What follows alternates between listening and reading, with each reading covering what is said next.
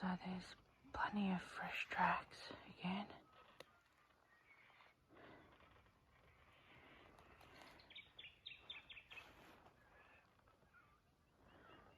Bit hard to pick up in the camera, but yeah, they're definitely here.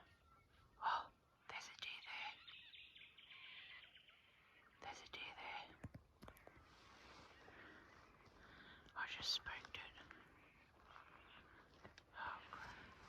There's plenty of row activity. I've come up to this spot nice and quietly, trying not to spook stuff.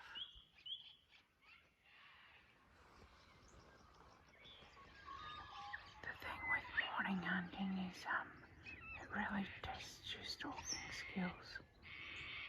You've got to be careful to not spook the rows in case there's any deer still out having a feed.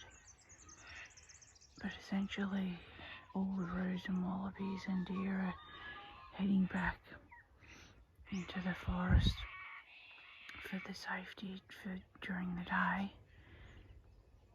And yeah, it's one step at a time, nice and quietly.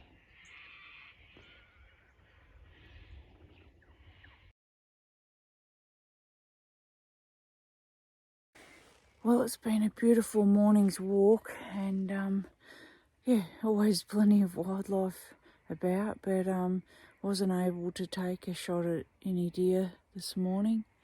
But never mind, again, plenty of signs of activity in the area, but just want to show you, this is the bush, what they call the prickly acacia, and get a look at that.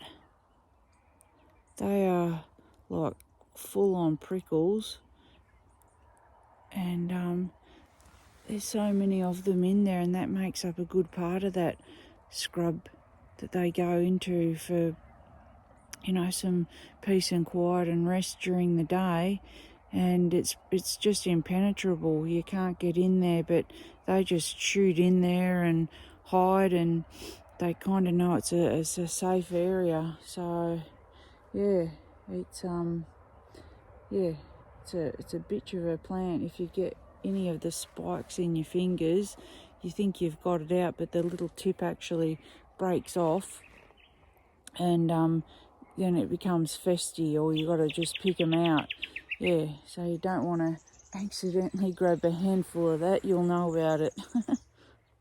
Well, it's such a beautiful morning. Before I head home, I want to just take a look at where I saw about 6 deer crossing a track, and just on the off chance I might see them again. This is the spot where they're getting through the fence into this block of scrub. Yeah, and I reckon this is the pathway they were taking the other morning when I spotted them.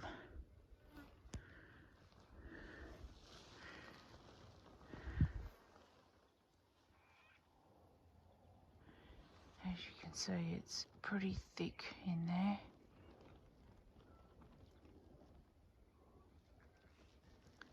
And you make a lot of noise as you're stalking. Every step is like crunch, crunch. Well, I'm on a well-worn trail, and just want to show you how tall this scrub is. Like these, I think these are a type of Banksia, and yeah, it's just way up over my head. Some of it's like, I reckon, 8 or 10 foot high, and again it provides perfect you know, hidey holes for the deer. Like once they get in amongst that, you just lose visibility, and it's quite noisy to try and track them. But I'm going to just have a little wander in there because I don't want to head home yet. Such a beautiful morning. The only disadvantage is, though, it's dead quiet. There's no wind, so every little bit of noise I make, it's going to startle them. But I just want to follow this track in for a bit and see where it takes me. So I followed this track in a bit, and you come across these little spots where they're kind of cleared out a bit, and I reckon this is a little nest area where they reside during the day out here. Lots of activity on the ground of footprints and poo. Like this here is definitely deer poo, and that's a good sign that someone's around.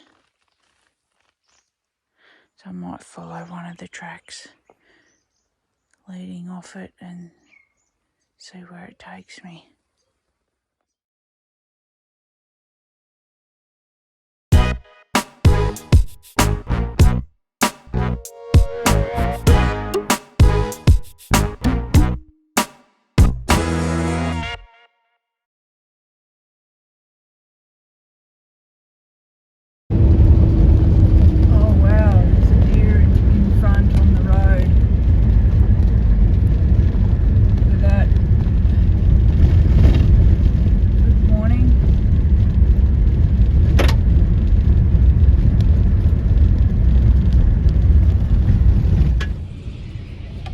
So how cool was that? On my way out to a private property, and saw a deer on the road. Like, that's so cool. And I'm not ready to head home yet. I'm having way too much fun. Hopefully I'll find a good spot to set myself up later on this afternoon. I'm just going to put the car into 4-wheel drive so I can give it a bit of gas and get on in there. So when you get on in there quick, you can tend to surprise animals.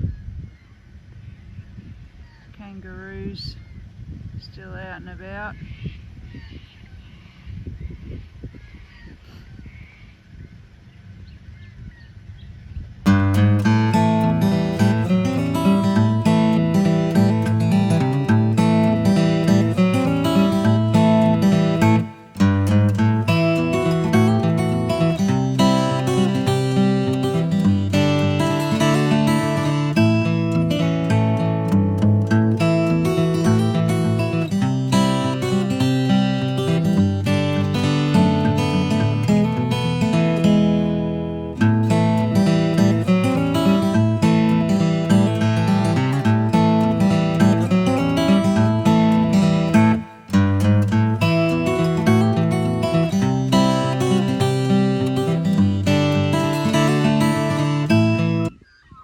Well, this looks like a spot where the deer would easily push under there.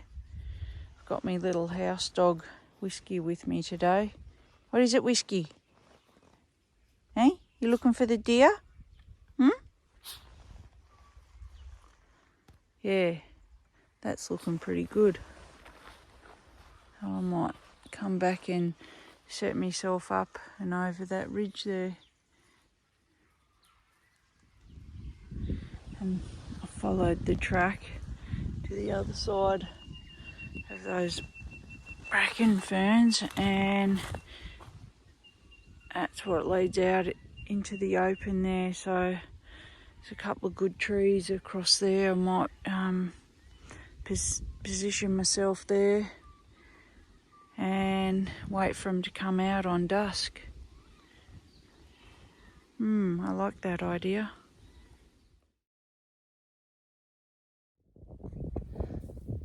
So I've arrived at my destination nice and early, and I've put all my warm clothes on because I know it's going to get cold later on and you can't kind of go moving around too much, so I'm somewhat a little bit hot right now, but it will cool down, and I'll just share with you my view. So this is where I am. I'm out in not quite the middle of a paddock, but out on the edge of the scrub here in the paddock. So whatever comes through there in those holes that I found this morning in the fence, hopefully they'll come out looking for food, and that's where I'll be able to take a shot. Okay,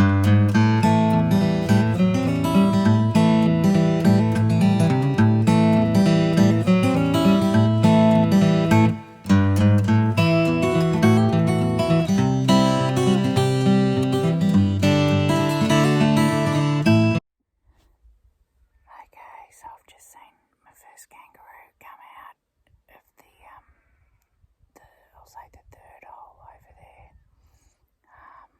So yeah, the wildlife's starting to become active at this time.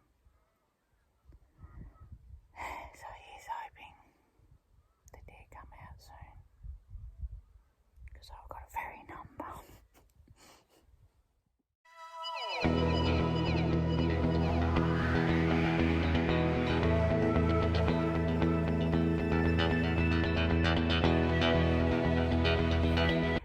Makes me laugh every time I do this style of hunting, because as the sun goes down, shadows and things start to change, the shape and the look of things, and because you've scanned across, you know, the area so many times, it starts to change up, and you start to see things that cracks me up.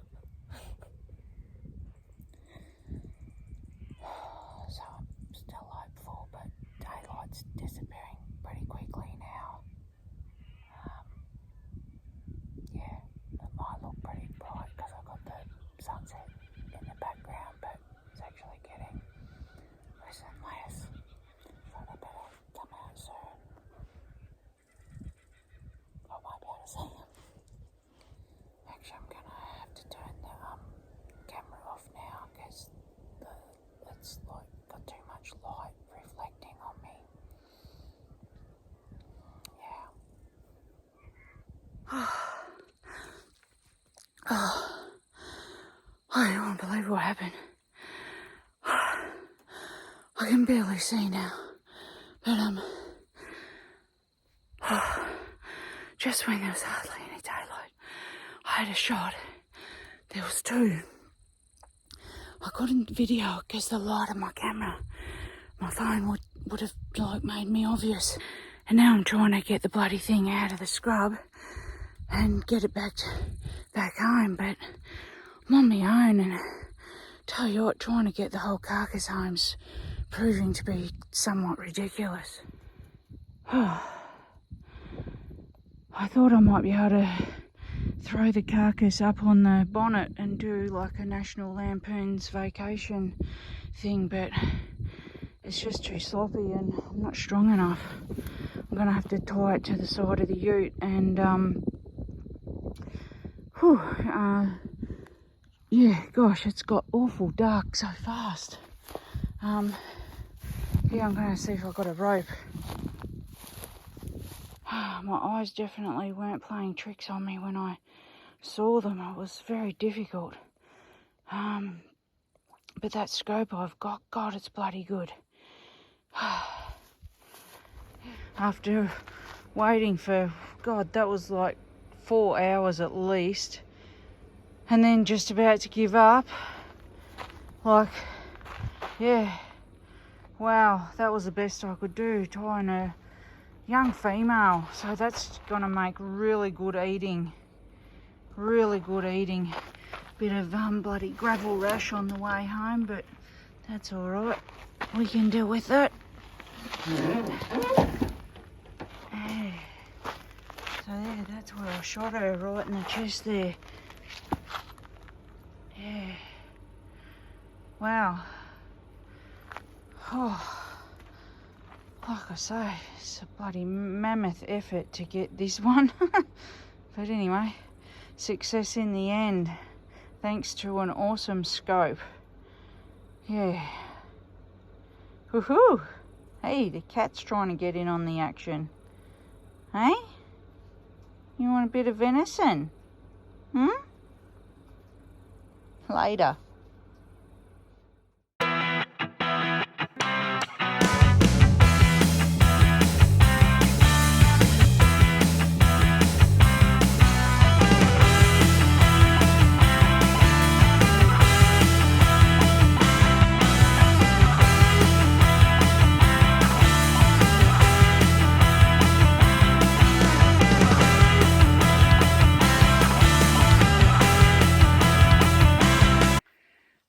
Well, that's been a marathon of a hunt out there for that fallow deer.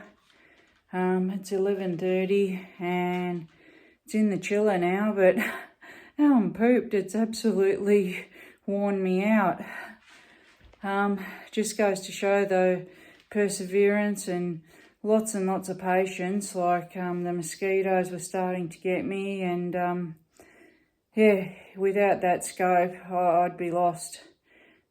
Because you know the vision, to the naked eye, it's like quite dark, but you look through that scope and it's got a hint of daylight through it. It's a bloody ripper. Anyway, like I say, it's been a marathon, few days of hunting, so plenty of meat now, so I'll have a bit of a rest and have a good sleep in the morning.